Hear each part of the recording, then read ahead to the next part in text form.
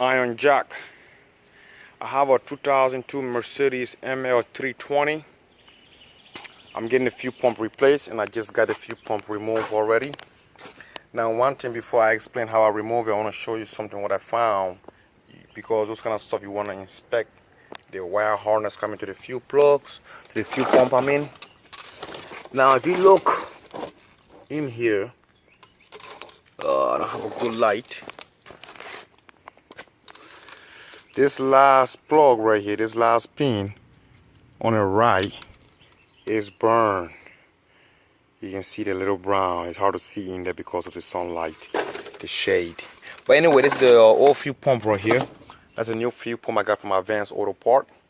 And the way I got the fuel pump off is going through the rear seat, like most German vehicle, Mercedes, Audi, BMW. Most of the time is below the seat. Now, again, to get this fuel pump off, the hardest part was taking the seat off.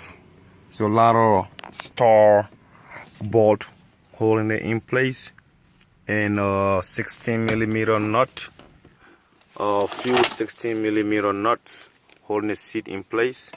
This star right here, the size socket for it is 14, E14.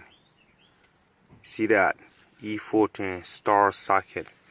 Now for me, I have an air ratchet, which make it less harder compared to people who do it manually.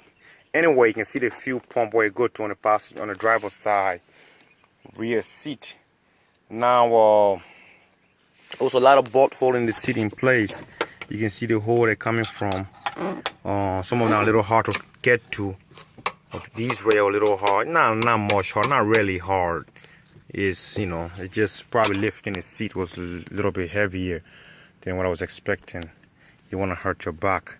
But yeah, when you remove the seat, this cover right here is just glue hole in place, and you just screwdriver and peel it off. And the cover for the fuel pump, the nut for it, of course, plastic piece.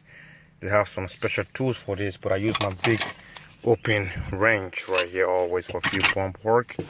The fuel pump go right in there, and that piece I was showing you on the fuel pump where it burned, you see this plug right here too have a burn in it. And I'm gonna use my power probe just to make sure I have any either ground or power coming through this. Usually you should replace this, but getting this part from the dealership, junkyard, you gotta go remove the whole seat to get to this plug. I'm not going to junkyard for this. I'm gonna check my power probe if I have any power or ground coming through, and I warn the customer about it. If the customer want to go ahead and replace it, we'll probably check at the dealership, maybe Napa. Most likely, who knows, nobody might not have it. Dealer will probably sell you the whole entire wiring harness for the vehicle, so don't even go over there. Maybe Napa, where you can just cut right here and then solder it down. But other than that, if I have a power ground coming through here, either one, I will put my fuel pump back in place, and most likely problem will be solved. Well, this is iron jack. It's a 2002 ML320 Mercedes. You're gonna do the fuel pump. It's just taking our rear seat off, driver's side, and get down and turn it. Oh, unplugging these bad boys right here. Go.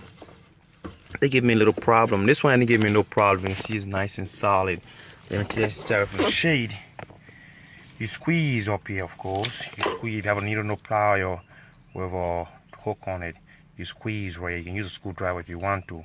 But when you squeeze this one, you squeeze the other side, you pull it up. Now this one here got a little damage. This one will give me a little more problem to get out.